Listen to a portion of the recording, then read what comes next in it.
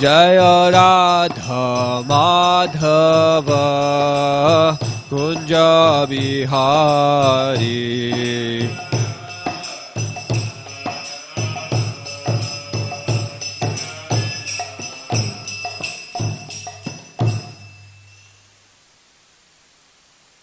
Hare Krishna, Hare Krishna, Krishna Krishna, Hare Hare, Hare Rama, Hare Rama, Rama Rama, Hare Hare, Hare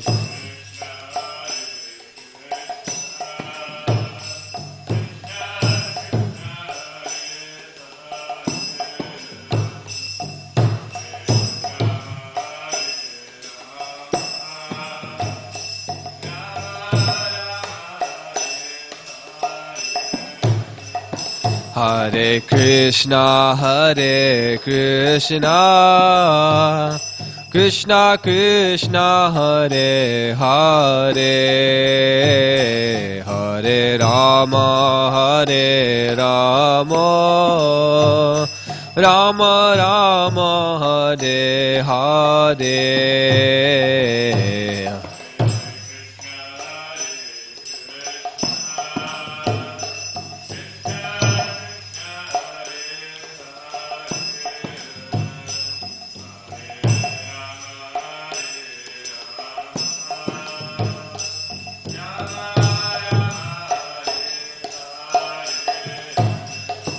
Hare Krishna, Hare Krishna, Krishna Krishna, Hare Hare, Hare Rama, Hare Rama, Rama Rama, Hare Hare.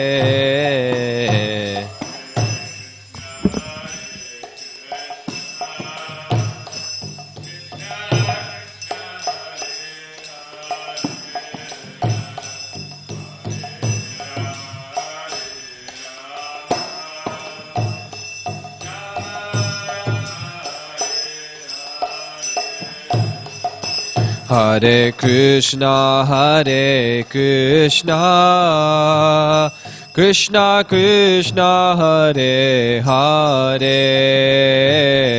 Hare Rama, Hare Rama, Rama Rama, Hare Hare, Hare.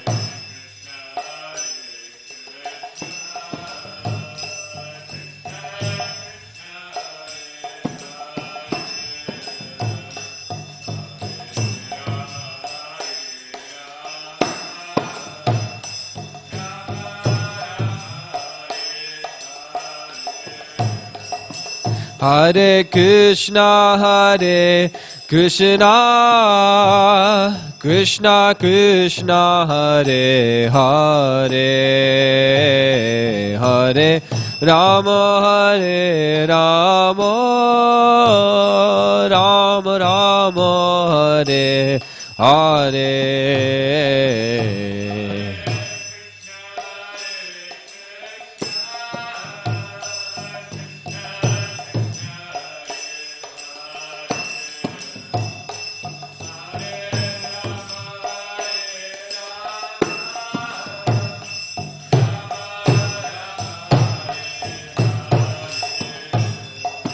Hare Krishna, Hare Krishna, Krishna Krishna, Hare Hare,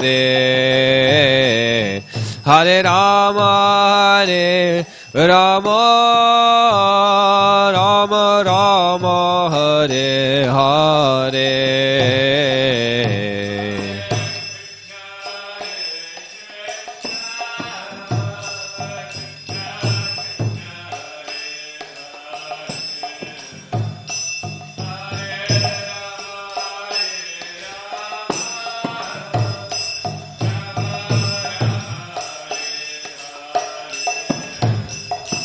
Hare Krishna, Hare Krishna,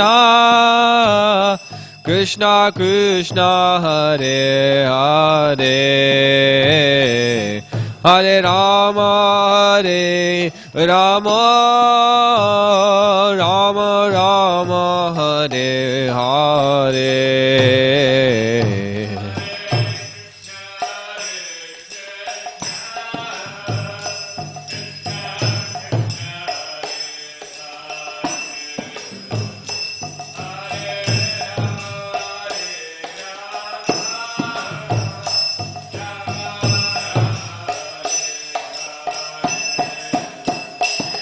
Hare Krishna, Krishna Krishna, Hare Hare, Hare Rama, Rama Rama, Hare Hare,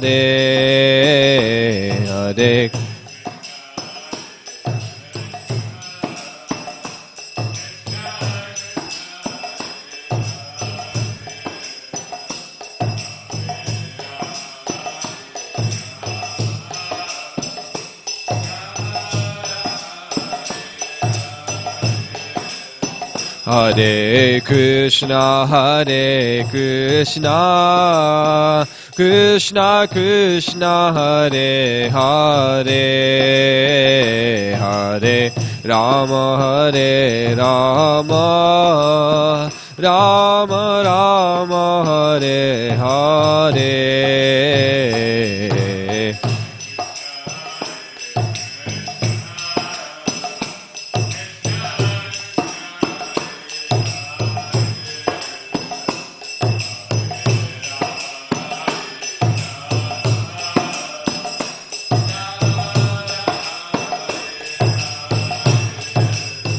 Hare Krishna, Krishna Krishna, Hare Hare, Hare Rama, Rama Rama, Hare Hare.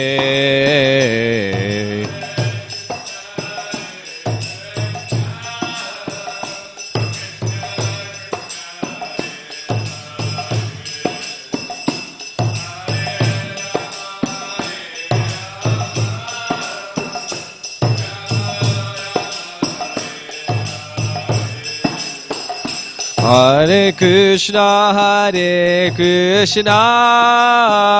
Krishna Krishna, Hare Hare, Hare Rama, Rama Rama, Hare Hare.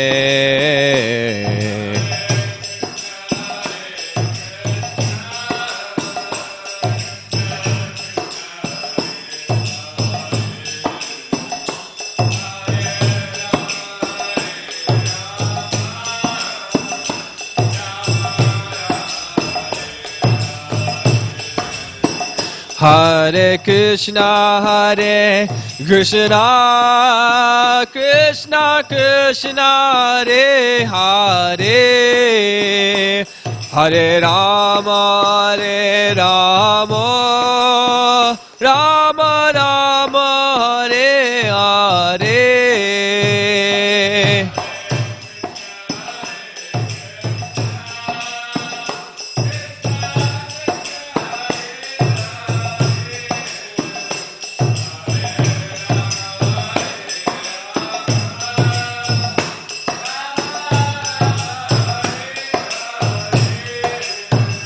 Hare Krishna, Krishna Krishna, Hare Hare, Hare Rama, Rama Rama, Hare Hare.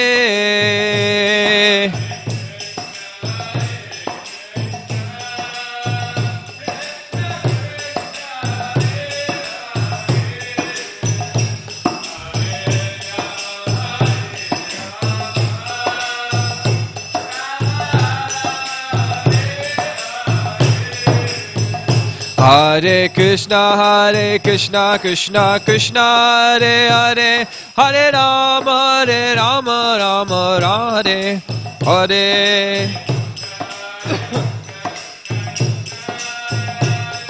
Hare Rama Rama Hare Hare, Hare Krishna Krishna Krishna Hare Hare, Hare Rama Rama Hare Hare.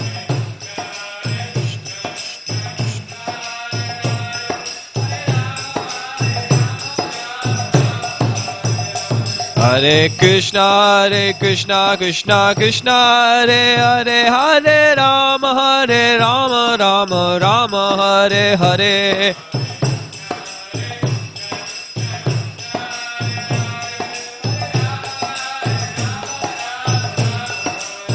Hare Krishna Krishna Krishna Hare Hare, Hare Rama Rama Rama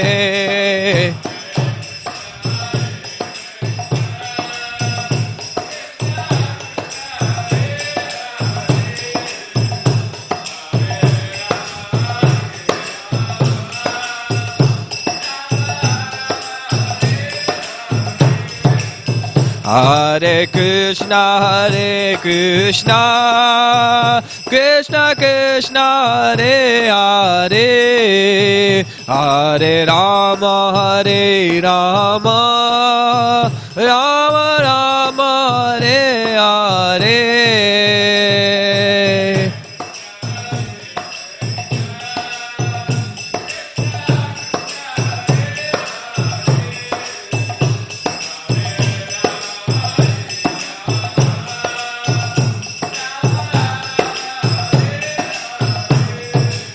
Hare Krishna Krishna Krishna Hare Hare, Hare Rama Rama Hare Hare.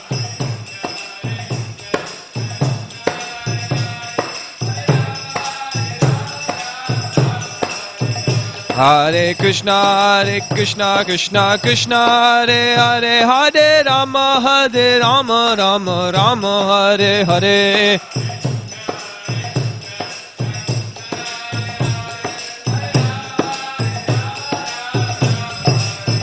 Jaya Radha Gopinath Radha Gopinath Shri Radhe.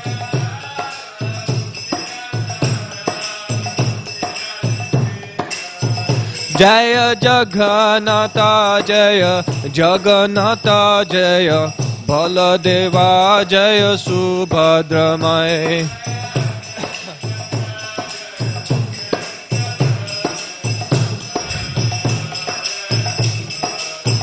Jaya Gauranitai Jaya Gauranitai Gauranitai Jaya Gauranitai.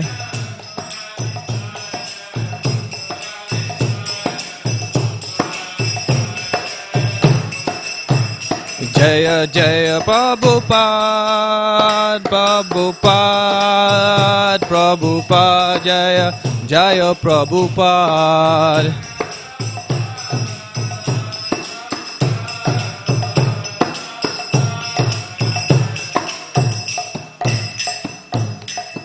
Jaya Vishnupad Paramahamsa Parivrajakacharya Ashtatara Sata Shishimari Divine Grace Abhay Chanarvinda Bhaktivedanta Swami Maharaj Srila Prabhupada Ki Jai, Anand Koti Vaishnava Vrinda Ki Jai, Namacharya Srila Haridas Thakur Ki Jai, Prem Shri Shri Krishna Chaitanya Prabhu Nityananda Shri Advaita Gadadhara Shivasati Gaur Bhakta Vrinda Ki Jai, Shri Radha Krishna Gopa Gopinath Shyam Kund Radha Kund Giriraj Govardhan Ki Jai, Shri Radha Gopinath Bhagavan Ki Jai, Shri Jagannath Baladev Subhadra Maharani Ki Jai, Shri Gaur Nitai Bhagavan Ki Jai, Grantaraj Srimad Bhagavatam Ki Jai, Jai Nitai Gaur Premanande, Hari Hari Bo.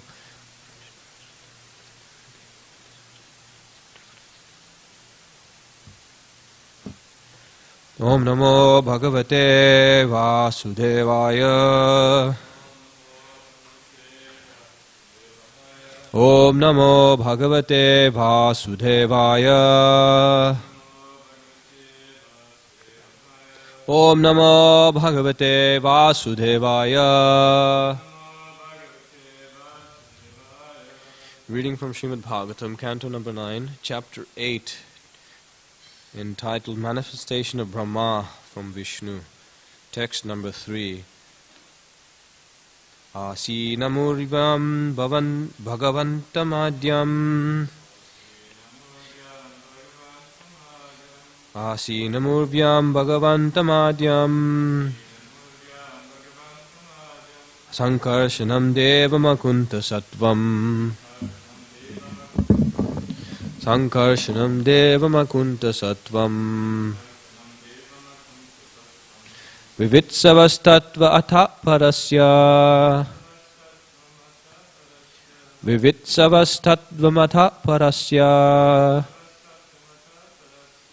Kumara mukhya munayon vaprichan Kumara mukhya munayon vaprichan Asinamurvyam bhagavantamadhyam Sankarshanam devamakunta sattvam Vivitsavastatvamatha parasya Kumara mukhya munayon vaprichan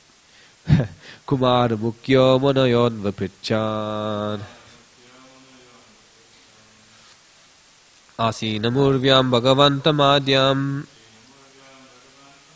Sankarshanam devamakunta sattvam Vivitsavastatvamatha parasya Kumara mukhya munayon vaprichan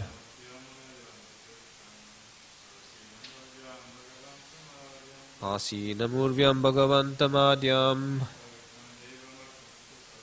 Sankarshanam devamakunta sattvam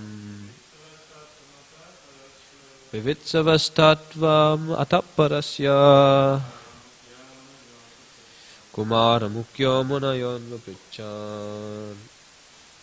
Word for word, asinam, seated, urvyam, in the bottom of the universe, bhagavantam, unto the Lord, adyam, the original, sankarshanam, sankarshana, devam, the personality of Godhead, akunta sattvam, undeterred knowledge, vivitsavaha, being inquisitive to know, tattvamataha, truth like this, parasya, regarding the Supreme Personality of Godhead, Kumara, the boy saint, mukhyaha, headed by, munayaha, great sages, anvaprichan, inquired like this. Translation and purport by His Divine Grace Abhay Charnaravinda Bhaktivedanta Swami Srila Prabhupada Jagadguru Srila Prabhupada ki jai. Some time ago, being inquisitive to know, Sanat Kumara, the chief of the boy saints, accompanied by other great sages, inquired exactly like you about the truths regarding Vasudev, the Supreme, from Lord Sankarshan, who is seated at the bottom of the universe. Purport: this is in clarification of the statement that the Lord spoke directly on the Srimad Bhagavatam. When and unto whom the Bhagavatam was spoken is explained herewith. Questions similar to those put forward by Vidura were asked by the great sages like Sanat Kumar and Lord Sankarshana, the plenary expansion of the Supreme Lord Vasudeva, answered them. Text 4. Swameva dishnyam bahuman manayantam yadvasudeva bidaman amananti patyagditaksham bhujakoshamishad unmilyantam vibudhodayaya. Translation: at that time, Lord Sankarshan was meditating upon his Supreme Lord, who the learned esteem as Lord Vasudeva. But for the sake of the advancement of the great learned sages, he slightly opened his lotus-like eyes and began to speak. Text number 5. Swardhunyudhad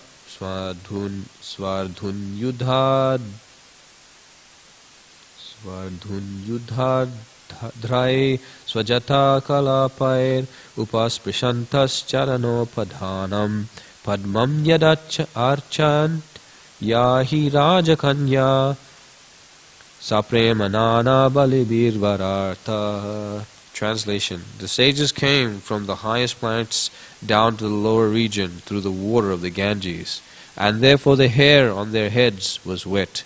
They touched the lotus feet of the Lord, which are worshipped with various paraphernalia by the daughters of the serpent king when they desire good husbands. Purport to text 5. The Ganges water flows directly from the lotus feet of Vishnu, and its course runs from the highest planet of the universe down to the lowest. The sages come down from Satyaloka by taking advantage of the flowing water, a process of transportation made possible by the power of mystic yoga. If a river flows thousands and thousands of miles, a perfect yogi can at once transport himself from one place to another simply by dipping in its water. The Ganges is the only celestial river which flows throughout the universe, and great sages travel all over the universe via this sacred river. The statement that their hair was wet indicates that it was directly moistened by the water originating from the lotus feet of Vishnu, the Ganges. Whoever touches the water of the Ganges to his head surely touches the lotus feet of the Lord directly and can become free from all effects of sinful acts. If after taking a bath in the Ganges or being washed of all sins, a man guards himself against committing further sinful acts, then certainly he is delivered. But if he again takes up sinful activities, his bath in the Ganges is as good as that of the elephant, who nicely takes his bath in a river but later spoils the whole thing by covering himself with dust on the head. Om Jnanatimirandasya Jnananjana Shalakaya Chakshurunmilitam Yena Tasmai Shri Gurave Namaha. Jai Shri Krishna Chaitanya Prabhu Nityananda Shri Advaita Gadadhara Shivas Adi Gaura Bhaktavrinda.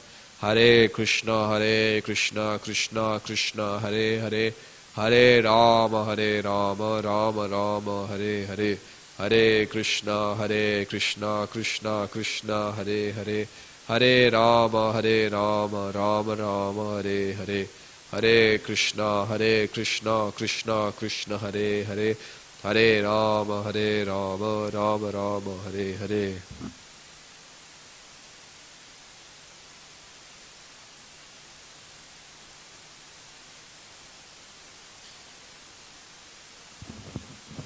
Hare Krishna.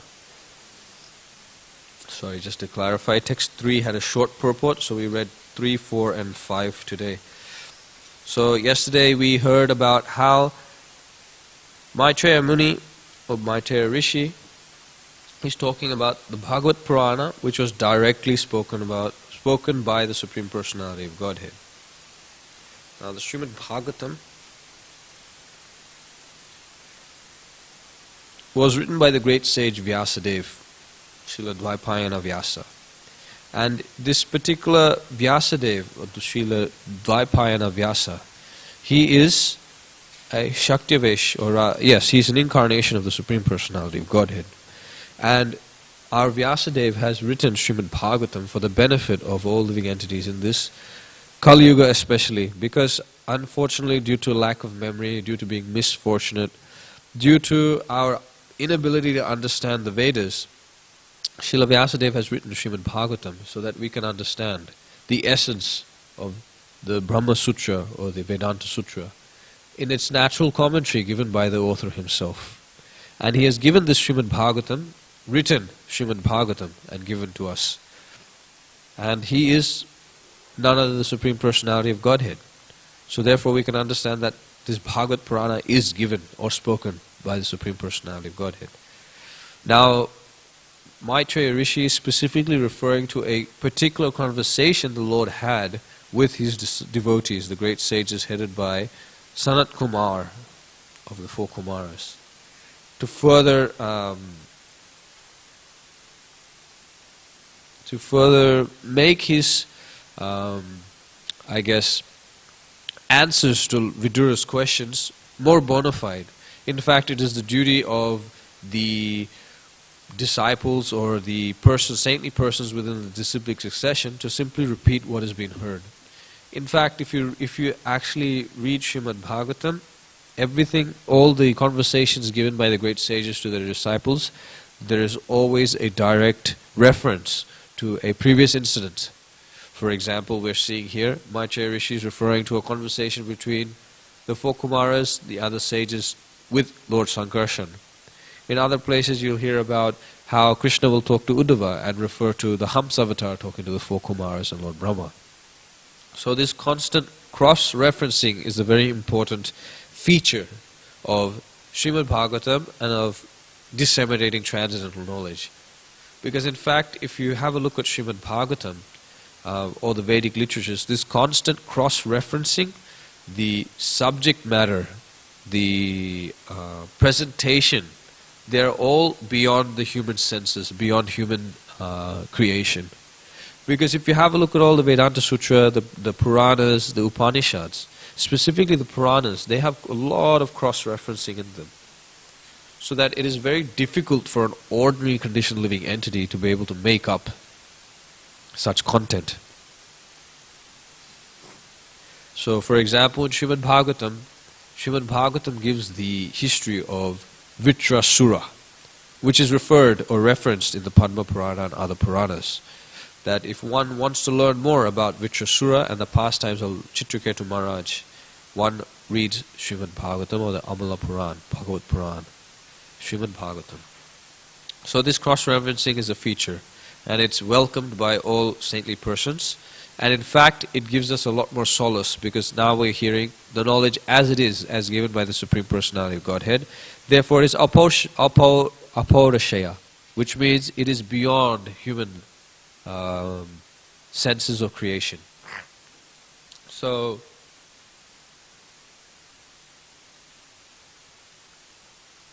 therefore this knowledge will be able to elevate us and help us transcend material existence. Now, very simply put, who are we? We are the servants of the personality of Godhead Sri Krishna. Being servants as Nityara Krishna Das, then our duty is to engage in the Lord's service. But because we have chosen to compete with the Lord out of envy, we have become contaminated. Pure consciousness is to serve the lotus feet of the Lord. Nitya Siddha Krishna Premi Sadhu Kabinoy Shavanadi Suddha Chitta Kare Udhoy. So within the core of the heart, within that heart that's covered by layers and layers of contamination, is the love for Godhead, the original relationship we have with the Lord. But unfortunately, due to the enjoying propensity, we've become contaminated. So whenever we talk about purification, advancement, it means we're going closer and closer to our original nature as the servant of the Supreme Personality of Godhead. But as Prabhupada says, that the last contamination or the last snare is that one thinks him or herself to be the Supreme Personality of Godhead. So, whole idea of purification is to get rid of this conception, aham mameti, that I am this body and everything in this body, everything in relation to this body belongs to me. So this false proprietorship and this false identification needs to be given up. So therefore Krishna says in Bhagavad Gita, yesham tvantagatam papam jananam punya karmanam te dvandan moha nirmukta bhajante mam dudavrataha. That actually those who are free from sinful desires, they'll be free from the dualities of material existence, and they will take to Krishna's service. Therefore, in the previous verse, Maitreya Rishi talks about how Bhagavad Puran was directly spoken to the great sages by the personality of Godhead for the benefit of those who are engaged in extreme miseries for the sake of very little pleasure. Kshula sukhaya dukkham. Kshula, very little, sukhaya for happiness, dukkham. Great mahad gathanam, great gathanam have entered into. Prahlad Maharaj says something similar also. He says, he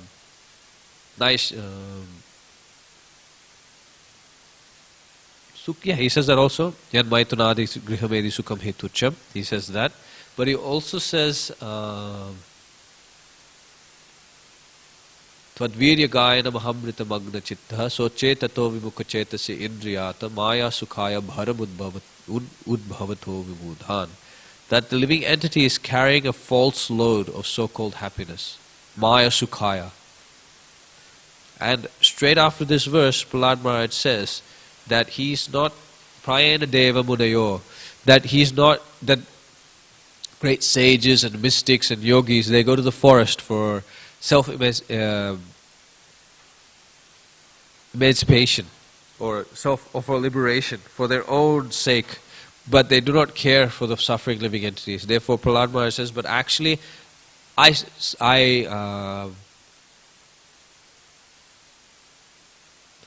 yes, he says, how can I go back to Godhead without these suffering living creatures? How is it that how can I go back without delivering these poor souls, without giving them the shade or the shelter of your lotus feet? So a devotee's mood is like that, that we are already liberated, or we are already situated in Krishna consciousness, and we are progressing by the mercy of the spiritual master and the Guru Parampara, and that we want to engage others in this process of devotional service. But unfortunately, everyone is attached to this Shula Sukha, or this Maya Sukhaya Bharam, or even Maya Sukhaya Yanmaitanadi Grihamedi Sukham Hi Tucham. We're interested in this very minute so-called pleasure, which is just simply the absence of distress. So this so-called pleasure is what's causing us to rotate in material existence. Last line of Bhagavad Gita, I think it's 529. Yehi samsparshasha bhoga dukkha yonaya evate adyantavantaha kaunteya nateshu ramate buddha. That this enjoyment or this contact of the sense objects is simply pregnant with miseries. And a person who knows that the beginning, middle and end of such contact is full of miseries, such a person is learned. Such a person, nateshu ramate buddha, an intelligent person doesn't engage in such activities. And Prabhupada says in the last line of the purport that so-called enjoyment is the worst enemy of the sense gratifier, or that so-called happiness is the greatest enemy of the so-called sense gratifier, because that so-called happiness is what's causing us to run after the material existence, like a deer runs after a mirage. The so-called appearance of water makes the thirsty deer run after it, abandoning all reason and logic. In the same way, living entities are also doing the same thing in the material world. Therefore, this Srimad Bhagavatam is written for us to be disentangled from such entanglement. In today's verse, we're seeing how Sanat Kumara and the four sages, Sanat Kumar of the four sages, or the four Kumaras, along with his brothers and the other sages, inquired about the same thing from Vasudev. Truths regarding Vasudev from Lord Sankarshan. So we know that Lord Sankarshan is an expansion of Lord Balaram, that Krishna expands himself to the Lord Balaram. From Lord Balaram comes Aniruddha, Vasudev, Sankarshan, Pradyumna. And then again comes another Chaturvyuha, and then again comes the Purusha avatars thereafter. But this Sankarshan is talking to the sages about his Supreme Lord, Vasudeva. And it is this Sankarshan that gives the strength to Lord Shiva to be able to perform his Tandava Nitya, to destroy the whole universe. In fact, it's mentioned that when Lord Sankarshan becomes so fed up with the living entities trying to enjoy material existence and not taking his help, the rope back home, back to Godhead, he opens his eyes out of anger and burns the whole universe at the end of the creation. So this is the Sankarshana we are talking about. In fact, it is this Lord Sankarshan that Chitraketu Maharaj got to see after chanting the mantra Narad Muni gave him after 7 days. This is the same Sankarshan we're talking about. He is the Lord Sankarshan that's seated in the lowest region of the universe, and he is worshipped by the daughters of the great snakes. It's mentioned here, Ahiraja Kanya. Ahiraja means the king of serpents. Kanya means the young girls of. So those who want to worship the Lord, who want a good husband, like the serpent daughters, okay, Serpent King's daughters, they worship Lord Sankarshan out of affection, out of desire. In fact, Lord Sankarshan has his own associates that worship him. In fact, when Chitragar Maharaj, when he came and saw Lord Sankarshan, there he saw Sanat Kumaras also worshipping the Lord. And he saw that the Lord was also being worshipped by the daughters of the King of Snakes. But they were engaged in his worship in apparent lusty connections with lust.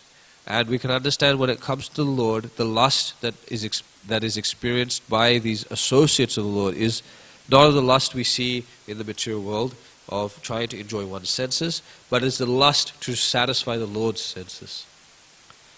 Okay, but these particular daughters, it's mentioned by Prabhupada of this Serpent King, they're worshipping the Lord with the desire to get good husbands. So this Lord Sankarshan was meditating on the Supreme Lord, known as Lord Vasudeva, and for the sake of the advancement, again, advancement of great learned sages, their advancement means that they become more closer and closer to the Lord. They're giving up all false conceptions and understanding the Lord and relating with the Lord. And for them, he opened his eyes just slightly and began to speak. So Lord knows how to enjoy. Like a king. We have this idea of great kings enjoying luxury, enjoying all paraphernalia of worship. Well, Lord Sankarshan, he enjoys the topmost worship. And being a great king, he knows how to enjoy. And being the Supreme Personality of Godhead, he knows how to enjoy with the minimal amount of energy expended from his part. He simply enjoys. He does not need to work to enjoy. So Lord just simply slightly opens his eyes, as if he had to work so hard to open his eyes just to be able to speak Srimad Bhagavatam. So Lord's pastimes are bewildering. And I explained last class, I think it was on Monday, that the sages, hearing the Lord welcome them like a normal mortal being, that bewildered them even more. But when you read Srimad Bhagavatam and you think, why are they getting bewildered? It's just Krishna performing his pastimes, get over it. Yes, he's Supreme Soul, he's the Paramatma, and he's acting like a servant and washing the lotus feet of Narad Muni and all the sages and taking the... Yeah, he's teaching by example. What's the big deal? Why are they getting bewildered by all of these things? But you have to understand, the sages' understanding of the Supreme Personality of Godhead at that particular point in time was of appreciation, of awe, respect, veneration. That was their mood of worship. And when they came to see the Lord as the supreme worshipable object, that supreme worshipable personality worshipped them, immediately became bewildered because they could not conceive of such a thing. How he could behave like an ordinary human being just to become servitude or servant of his own devotees. So it bewildered them because they came with such a mood. But just see how fortunate we are that Srila Prabhupada has given us so much knowledge that simply by hearing repeatedly, reading Srimad Bhagavatam, reading the books Prabhupada has given us, we're getting such highest knowledge. Without even realizing it, the most confidential truths are being imprinted or impregnated within our consciousness. Starting from the fact that we're not the body but the soul, all the way to the point of understanding Krishna's janma and karma and the nature of such janma and karma as being divyam or transcendental.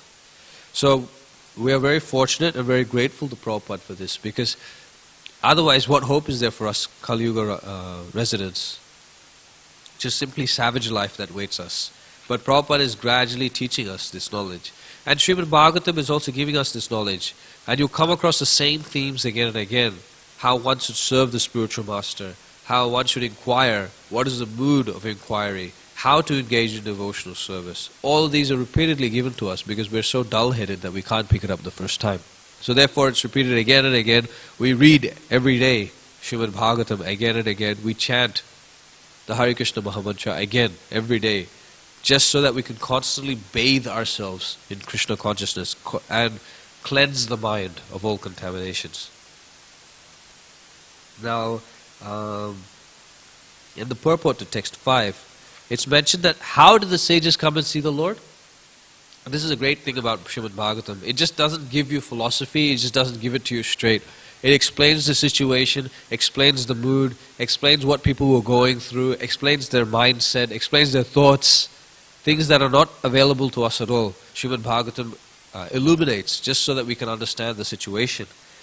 So Maitreya Muni could have just said, Lord Sankarshan spoke to the Kumaras and the sages, and this is what they said, take it, go.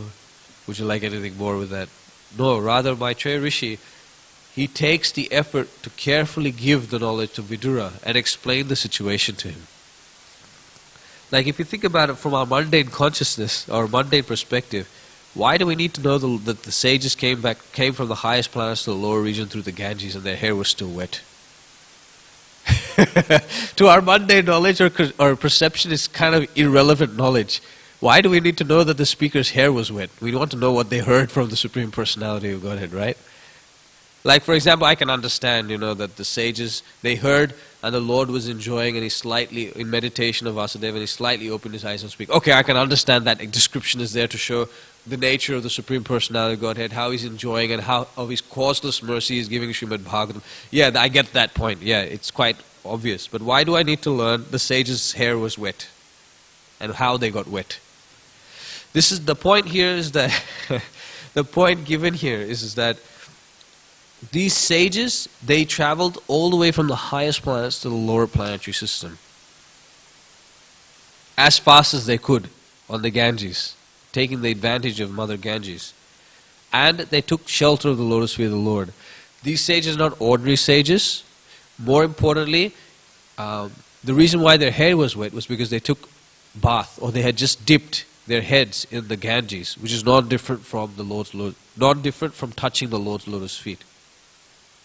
So here, what happened is that they took bath, or they simply dipped their head in the Ganges, and they appeared before Lord Sankarshan, taking advantage of the path or the flow of Ganga through the three planetary systems all the way to the bottom. And not only that, when they got there, they also touched the Lord's lotus feet. So they did both. And the Ganges is in direct contact with the Lord's lotus feet.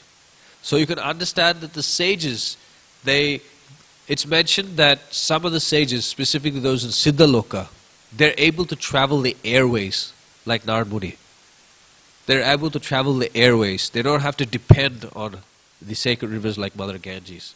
And we're seeing here the great sages of the level of the four Kumaras. They were able to enter into the spiritual world Vaikuntha simply by traveling there.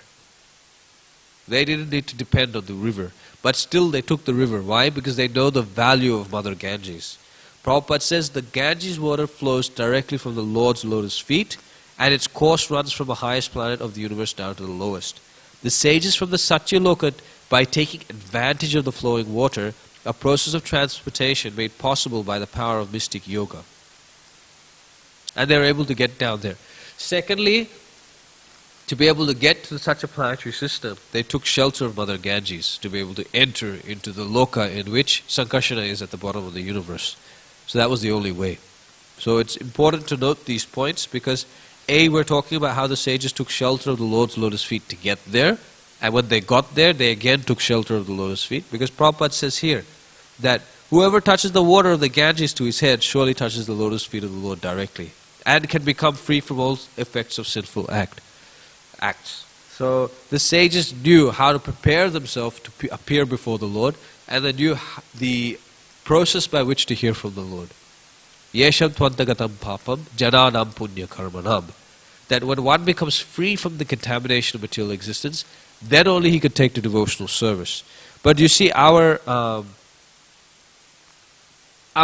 greatest fortune is that Sri Chaitanya Mahaprabhu, being Mahavadanyaya, the greatest, most munificent personality, has given us Krishna consciousness despite us being most unqualified, in fact disqualified. But Mahaprabhu has given it to us very liberally.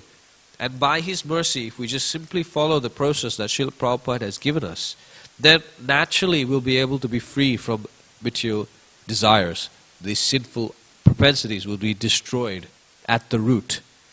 Now, Sri Chaitanya Mahaprabhu says in Srimad Bhagavatam, and Prabhupada elucidates or expands further or clarifies, that when one goes out into the material existence to perform their Krishna consciousness, it may be one goes to work, one may go to shop, one may go to exercise, one may go out of their home. What to speak of going out of their home? One may stay in their home and still experience the effects of the contamination of material existence.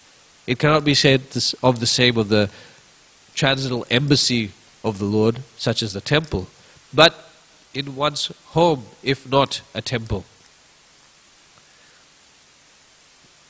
The contaminations of material existence is so great that simply by coming in contact or existing in the material world, one becomes contaminated. One cannot be pure simply by their karma kanda or prayaschitta activities, because at every moment we're committing sinful acts. At every moment we are causing ourselves to become more and more contaminated by material existence. So how is it that living entities can become free? Here's a very nice benediction that the Supreme Personality of Godhead Sri Chaitanya Mahaprabhu has given of one of the many ways one can remain free practically. Of course, one should chant Hare Krishna, one should engage the mind in Krishna's service, Man Manabhava Bhakto, Man Yajamam Namaskuru. One should engage one's mind, one should obey obeisances to the Lord, and meditate on the Lord. Of course, these options are there. But here's a specific direct example given by Sri Chaitanya Mahaprabhu, that when one goes out on Sankirtan or preaching of the message of the Supreme Personality of Godhead, one goes out to preach Krishna consciousness, then the fear is there that one will become contaminated. But Chaitanya Mahaprabhu says that one will be free of such contaminations. In fact, the waves of material existence may try to wash over such a living entity, try to drown such a living entity, but they will not become affected. And here's an example Kadamakanda Maharaj gives, that Ajamil, simply by seeing a prostitute embracing a low-class man, fell down from his position of being a Brahmana. But what to speak of us in Kali Yuga? That's like child's play. That's like, very, very common fare. There's so much more degraded activities going on. But how is it that the devotees are still able to push on in Krishna consciousness? That is Mahaprabhu's mercy. It is simply Mahaprabhu's mercy, Srila Prabhupada's mercy, that by being engaged in Krishna consciousness, we'll be purified or free from such contaminations. Now, ordinarily, living entities who want to become free from sinful reactions, they will take bath in sacred rivers such as the Ganges. Now, early on in Srimad Bhagavatam, it's mentioned that the devotees of the Lord, Bhavad Vidas Bhagavatas, Tirtha Bhutta Swayam Vibho, Tirtha Kurvanti Tirthani, Swanta Stena Gatabrta, that Yudhishthira Maharaj tells Vidura that you, my dear Lord, are a veritable place of pilgrimage. In fact, wherever you go, that place becomes a place of pilgrimage. So, the devotees are given a bit more preference or a bit more greater position than taking baths in sacred rivers. But here's a very small point, but an important point that one should note. That when Krishna receives the guests or the sages at Kurukshetra, he glorifies them actually. And I'll just read a couple of verses from here because this explains the nature of devotees and nature of Mother Ganges, which is the subject matter of today. And more importantly, touches on this last point Prabhupada says. If one takes bath in the Ganges, one is being washed of all sins. A man guards himself against committing further sinful acts, then he is certainly delivered. But if he again takes up sinful activities, his bath in the Ganges is as good as that of the elephant, who nicely takes his bath in a river, but later spoils the whole thing by covering himself with dust on the land. Before I jump into the 10th canto, or the talk between Krishna and the sages in Kurukshetra, I remember reading this section. I don't know who it was, but they're questioning or they're inquiring from me, how is it that this is bad? Because the whole point that the elephant throws dust on his body is so that it doesn't get affected by insects. So of course, such an analogy was trying to be extended and seen beyond the context. The point here is that one takes a shower to cleanse oneself. and if you again throw dust on yourself after taking a bath, you kind of defeated the whole process. That's the point being made. The point of criticizing that the elephant threw the dust that's not the point. It's just simply an example to teach or to further emphasize a point. So we need to be careful when we read into the metaphors. Not that, what's the point?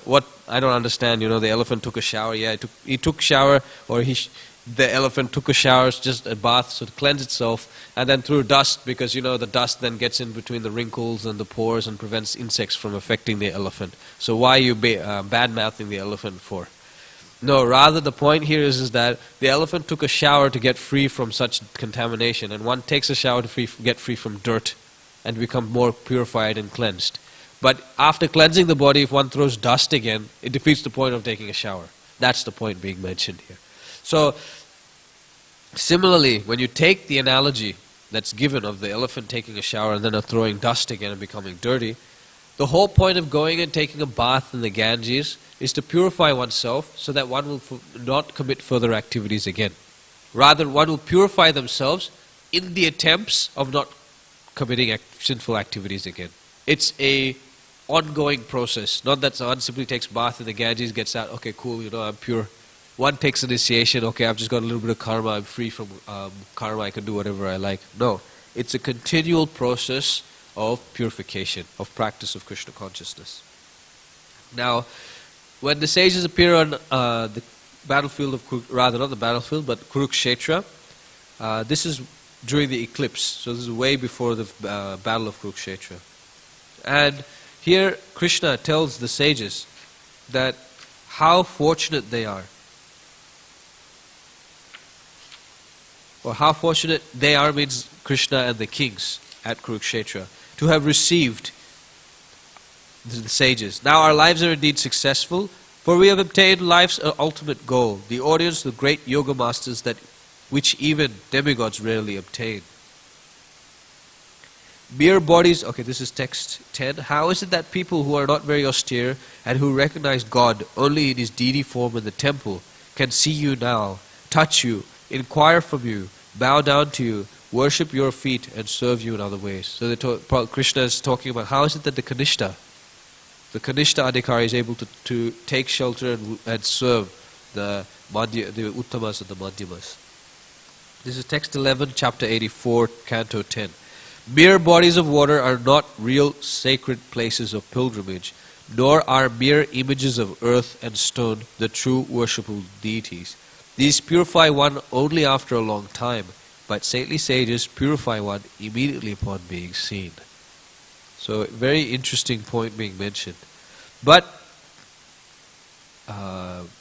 one should understand that when Krishna talks about the sacred places of pilgrimage, he's talking about the lesser sacred places or the sacred rivers. So rivers other than the Ganges or the Yamuna. And mere images of stone and earth are deities of demigods, not his own Vigraha. Because his Vigraha is not stone or earth. It's of the Suddha Sattva, completely transcendental platform. But the point here is that all of these things they're there recommended in the Shastra, but they purify one only after a long time. But if one simply sees the great saintly persons, they become immediately purified. And these are the sages that are going and seeing Lord Sankarshan. Again, Krishna refers later. He says that neither the demigods, whatever they control, Krishna refers controlling fire, sun, moon, stars, those who in charge of earth, water, fire, air, speech, and mind, they can't remove the sins of the worshipper. But wise sages destroy one's sin when respectfully served, even for a few moments. So it's a very nice section that Krishna is glorifying the sages and teaching us the nature of devotees.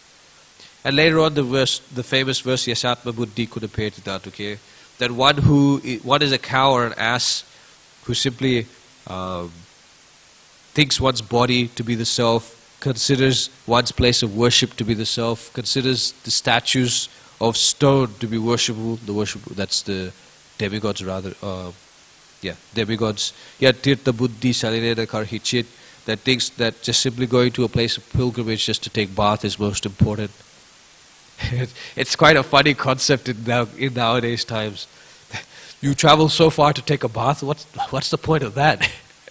You know, the concept of people nowadays, atheistic concept, what are these people doing, traveling all across the country just to go and take a bath?